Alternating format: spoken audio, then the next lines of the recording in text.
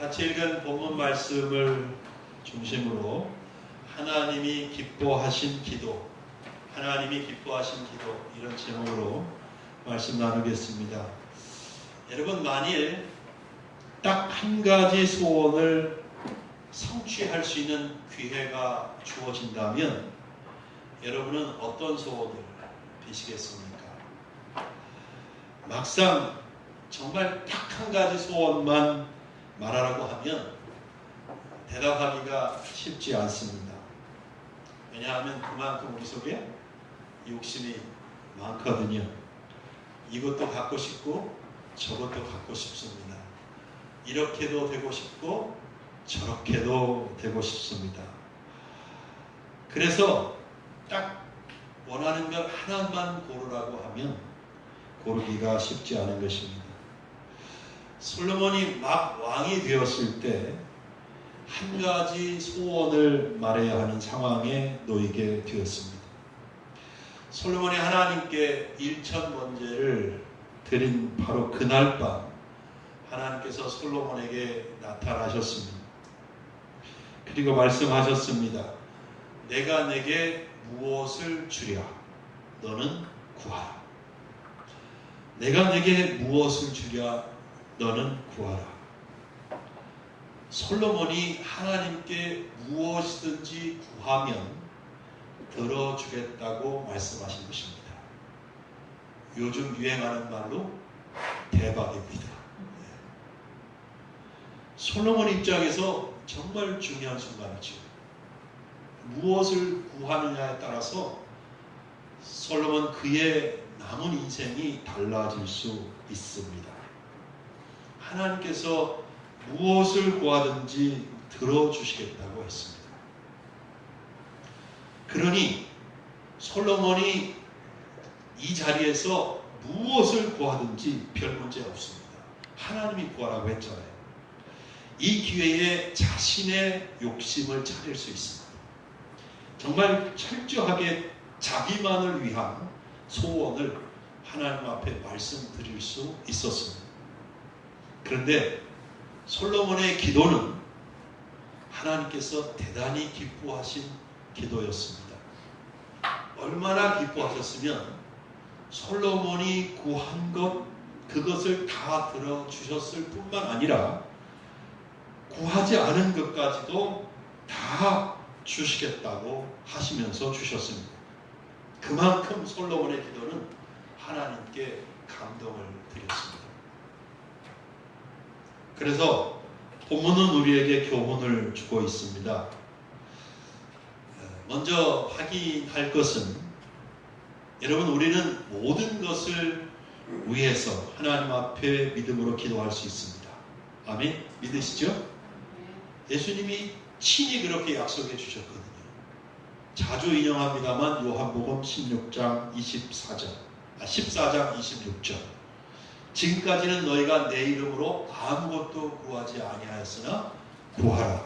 그리하면 받으리니 너희 기쁨이 충만하리라. 아멘. 네. 마가복음 11장 24절에도 비슷한 예수님의 약속의 말씀이 있습니다. 내가 너에게 말하노니 무엇이든지 기도하고 구한 것은 받은 줄로 믿으라. 그리하면 너희에게 그대로 되리라. 아멘. 여러분, 우리는 믿음으로 무엇이든지 기도할 수 있습니다. 하나님의 약속입니다. 그러나 내 육체의 욕망을 위한 기도나 남을 해치려고 하는 기도는 하나님 앞에 합당하지 않겠지요. 그런가 하면 하나님을 기쁘시게 해드리는 기도가 있습니다. 본문은 하나님과 솔로몬 왕의 대화입니다. 여기에 나타난 솔로몬 왕의 모습은 전체 기독교 역사에서 언제나 모든 기독교인들에게 감동과 은혜를 주었습니다. 지금 이 시간에도 우리 모두에게 하나님의 은혜와 감동이 있기를 주님의 이름으로 축복합니다. 자, 첫 번째 솔로몬 왕을 통해서 볼 수 있는 모습은 솔로몬 왕은 하나님께서 자기를 왕으로 삼으신 것을 알았습니다. 하나님이 나를 이스라엘의 왕으로 삼으셨다. 그것을 알고 있었습니다. 본문 8절과 9절을 읽어보겠습니다. 같이 읽죠. 시작. 솔로몬이 하나님께 말하되 주께서 전에 큰 은혜를 내 아버지 다윗에게 베푸시고 내가 그를 대신하여 왕이 되게 하셨사오니 여호와 하나님이여 원하건대 주는 내 아버지 다윗에게 허락하신 것을 이제 굳게 하옵소서. 주께서 나를 땅에 티끌같이 많은 백성의 왕으로 삼으셨사오니. 아멘. 윗부분의 8절에 보면 주께서 전에 큰 은혜를 내 아버지 다윗에게 베푸시고 내가 그를 대신하여 왕이 되게 하셨사오니 그랬고요. 9절에도 주께서 나를 땅에 티끌같이 많은 백성의 왕으로 삼으셨사오니 그렇게 말하고 있습니다. 솔로몬 왕은 하나님께서 자기를 이스라엘의 왕으로 삼으셨다는 것을 알았습니다. 자기가 스스로 왕의 자리에 올라가는 것이 아니라 하나님이 나를 왕으로 만드셨다는 것을 알았습니다. 사실 솔로몬 왕 아버지 다윗도 그랬지요. 다윗도 하나님께서 한 작은 목동에 불과한 자신을 이스라엘의 왕으로 삼으셨다는 것을 잘 알고 있었습니다. 사랑하는 성도 여러분, 우리의 신앙에서 이것이 대단히 중요합니다. 하나님과의 관계에서 하나님께서 내 삶의 주인이다, 주권자이시다 라고 하는 것을 아는 것이 중요합니다. 왜냐하면 신앙의 출발점이기 때문입니다. 참된 인생의 출발점이기 때문에 그렇습니다. 하나님이 내 삶의 주권자이심을 알 때 내 삶이 하나님 앞에서 흔들림 없이 올바른 방향으로 나아갈 수 있는 것입니다. 그러나 안타깝게도 많은 사람들이 이것을 알지 못합니다. 우리 속담에 개구리가 올챙이적 생각 못한다는 말이 있습니다. 대부분의 사람들이 잘된 후에, 성공한 후에 자신이 힘들고 어려웠던 때를 잊어버린다는 말입니다. 근데 정말 잊어버릴까요? 정말 잊어버릴까요? 고의적으로 그런 과거를 지우려고 하는지도 모르는 일이죠. 그래서 자기는 본래부터 훌륭한 사람이고 본래부터 성공한 사람인 양 행세를 하는 것 아니겠습니까? 그러다 보니 상대적으로 약한 사람들을 무시하고 함부로 대하는 일들도 일어나는 것입니다. 여러분, 하나님은 그런 모습을 싫어하십니다. 하나님이 그렇게 자기 백성들이 그렇게 되는 것을 좋아하시지 않습니다. 그래서 이스라엘 백성들이 애굽의 종이었다는 것, 그들이 광야에서 살았던 것을 잊지 않기를 원하셨습니다. 그래서 6월절 지키라고 말씀하셨습니다. 그래서 초막절 지키라고 말씀하신 것입니다. 지금은 자유롭고 그리고 풍성한 삶 가운데 있지만 그런 절기들을 지키게 하심으로써 이스라엘 백성들이 과거를 기억하고 하나님의 은혜와 구원을 잊지 않도록 하기 원했던 것입니다. 그래서 하나님은 당신의 종들이 언제나 하나님을 기억하는 것을 기뻐하십니다. 다윗이 자신을 하나님께서 왕으로 삼으신 것을 알았기 때문에 하나님께서 다윗이 어디를 가든지 이기게 하셨던 것이거든요. 하나님께서 지금의 나를 있게 하신 것을 아는 사람은 하나님 앞에 겸손하고 또 사람 앞에서도 겸손합니다. 왜냐하면 지금 자신의 모습은 전적으로 하나님의 은혜인 것을 알기 때문입니다. 미국의 종합 일간지이면서 유일하게 전국지로 발간되는 USA Today라는 신문이 있는데 그 신문에 웨이터의 법칙이라는 기사가 실린 적이 있습니다. 웨이터의 법칙은 미국의 최고 경영자 및 인사 관리에서 진리처럼 퍼져 있는 법칙이라고 합니다. 그 내용은 이렇습니다. 만약 누군가가 당신에게는 잘 대해주지만 웨이터에게는 거만하게 행동한다면 그는 좋은 사람이 아니다. 즉 자신과 이해관계가 있거나 가까운 사람에게는 친절하면서도 사회적 약자들에게 거만하게 행동하는 사람은 결코 좋은 사람이 아니라는 것입니다. 그런 사람과 파트너가 되면 결국은 좋지 않은 일들이 일어나니 파트너로 삼지 말아라 하는 말입니다. 그러나 자신의 인생에서 하나님의 주권을 아는 사람은 결코 그렇게 사람을 무시하고 교만한 행동을 할 수가 없습니다.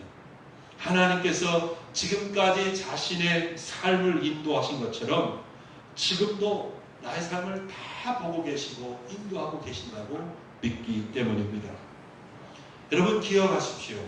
여러분이 태어나셔서 오늘까지 여러분 인생의 주인은 하나님이신 것입니다.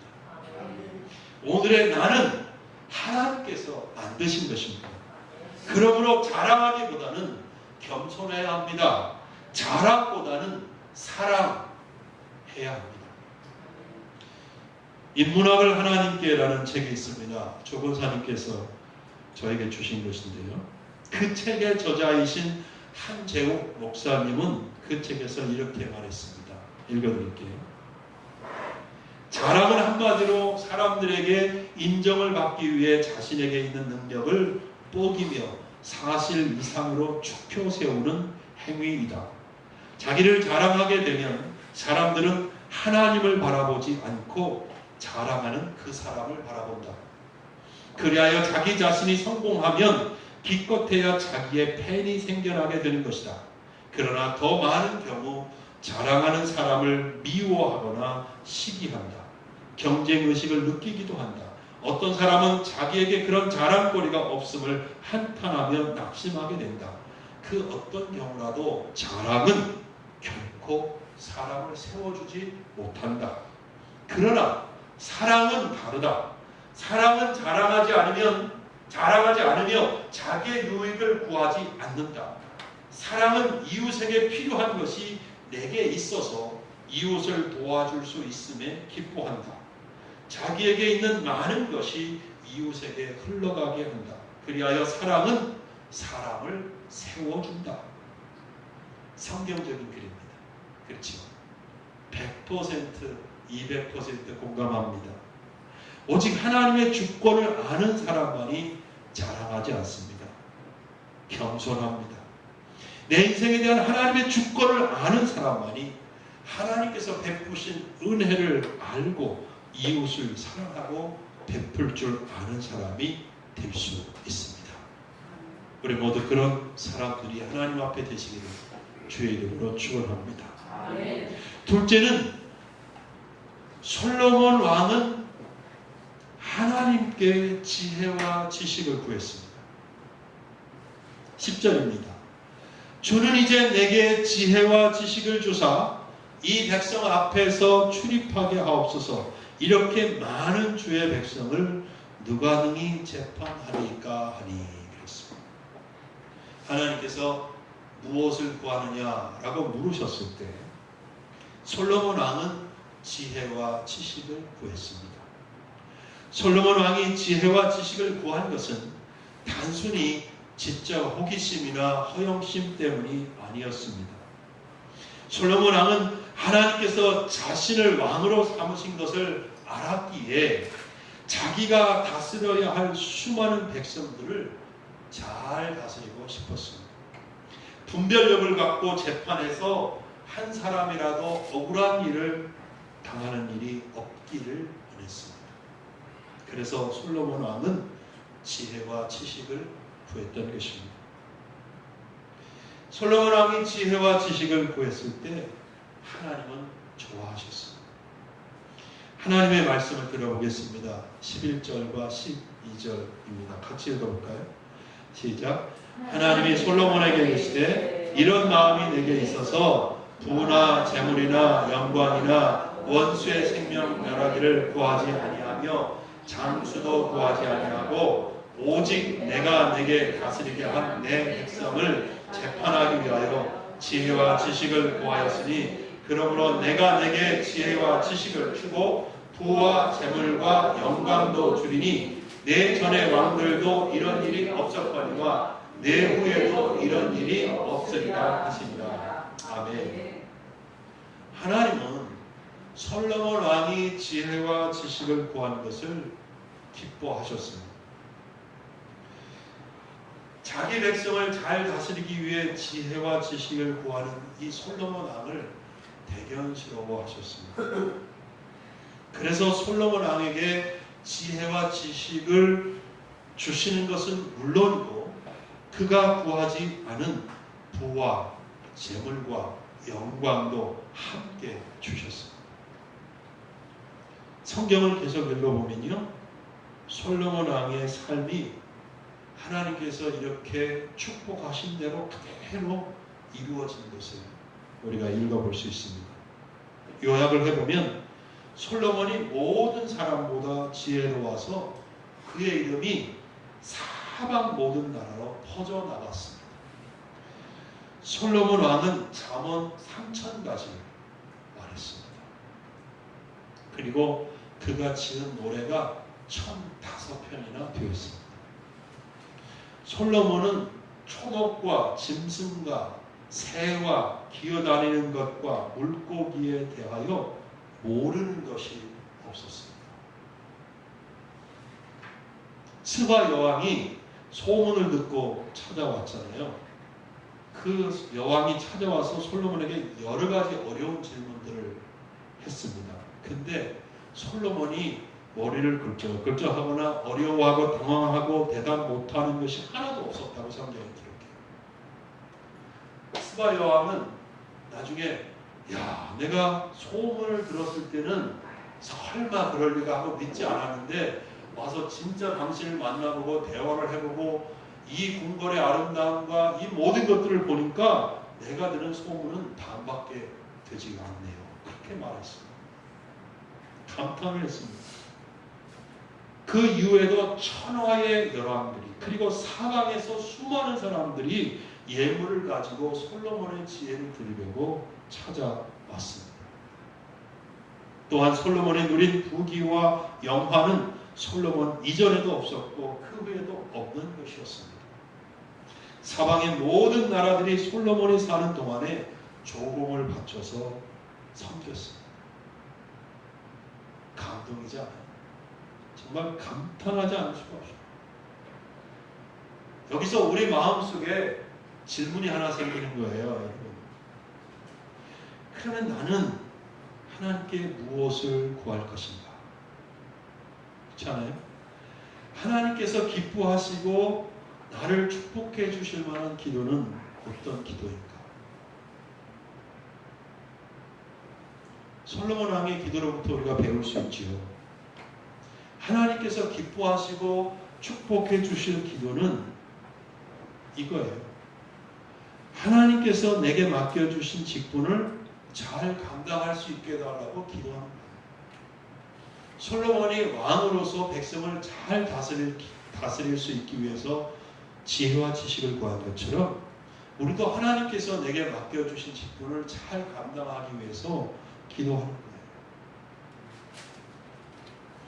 목사로서 제가 하나님께 기도할 것이 있지요. 장로님은 장로님들대로, 권사님들은 권사님들대로, 집사님들은 집사님들대로, 반주자는 반주자대로, 사모님은 사모님대로 하나님께 기도할 게 있는 거죠. 주일학교 교사는 교사로서, 성가대원은 성가대원으로서 하나님께서 그 주신 직분을 잘 감당할 수 있게 해달라고 기도하는 것입니다. 솔로몬 왕처럼 주신 직분을 잘 감당할 수 있기를 위해서 지혜와 지식을 구하고 그리고 믿음과 헌신을 구하는 것입니다. 그러면 우리도 솔로몬 왕과 같이 하나님을 기쁘시게 하는 기도를 드리는 것입니다. 기독교인들 중에는 하나님이 이것도 주시고 저것도 주시고 무엇보다도 돈을 좀 많이 주시면 좋겠습니다. 그렇게만 해주시면 내가 하나님을 더 잘 섬길 수 있을 것 같습니다. 이렇게 생각하는 분들이 많아요. 그래서 이런저런 것들을 많이 구하죠. 그러나 솔로몬 왕은 여러분 그렇게 기도하지 않았습니다. 솔로몬 왕도 물론 다른 사람들처럼 부와 영광과 그리고 장수를 구할 수 있었습니다. 또 원수의 생명을 멸해달라고 기도할 수도 있었습니다. 그러나 그렇게 하지 않았습니다. 솔로몬은 왕으로서 백성을 잘 다스릴 수 있도록 지혜와 지식을 구했습니다. 하나님께서 바로 이 부분을 기뻐하십니다. 그래서 우리가 세 번째로 여러분에게 말씀드리고 싶은 것은 여기서 내 인생에서 정말 가장 중요한 것이 무엇이냐, 이걸 알아야 되는 것이죠. 이게 핵심입니다. 하나님 앞에서 나에게 내 삶에 있어서 가장 중요한 게 뭐냐, 내 삶에서 무엇을 핵심적인 가치로 잡느냐, 이게 중요합니다. 세상에서 내 야망대로 성공하는 것이 내 삶의 핵심이냐, 아니면 하나님께서 내게 맡겨주시는 것을 잘 감당하는 것이 핵심이냐. 저는 오늘 여러분들이 이것을, 말씀을 듣고 이것을 결정하셨으면 좋겠어요. 이게 중요합니다. 물론 생각해보면 대다수의 기독교인들이 당연히 그렇게 생각하지 않겠습니까? 대다수의 기독교인들은 믿음이 있으니까 내가 하나님께서 맡기신 것을 잘 감당하기를 원합니다. 이게 내 삶의 목적입니다. 의미입니다. 나는 이것을 진짜 원합니다. 그렇게 생각할 것 같잖아요. 여러분 어떠십니까? 저는 그렇지 않다고 생각합니다.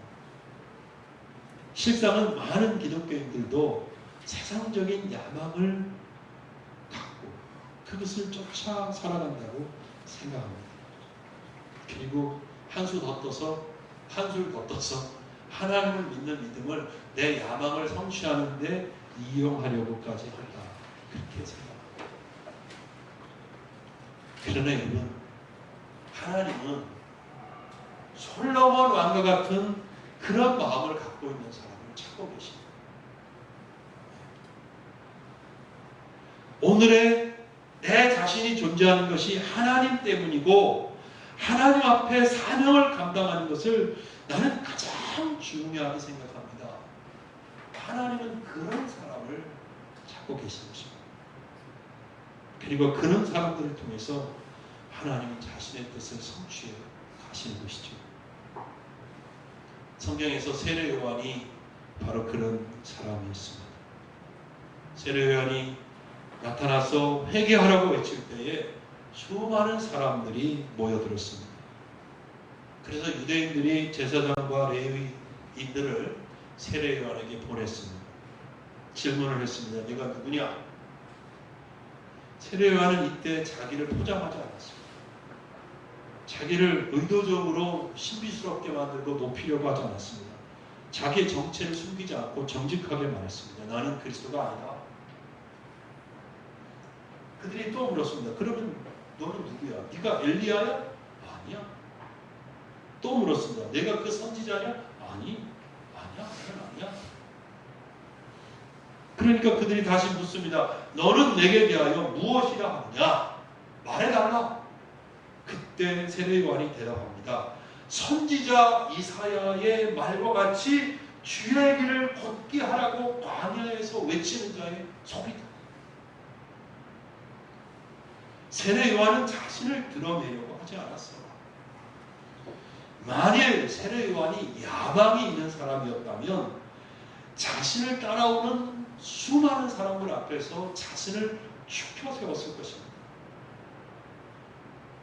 그러나 요한은 그저 예수님을 증거하는 소리가 되는 것으로 만족했어요.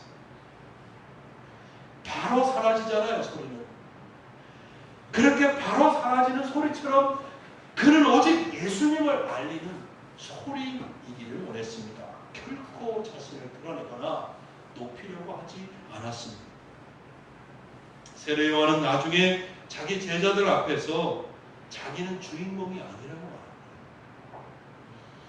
말합니다. 나는 주인공이신 예수 그리스도를 바쳐주는 것으로 충분히 기쁘고 행복하다고 고백을 했습니다.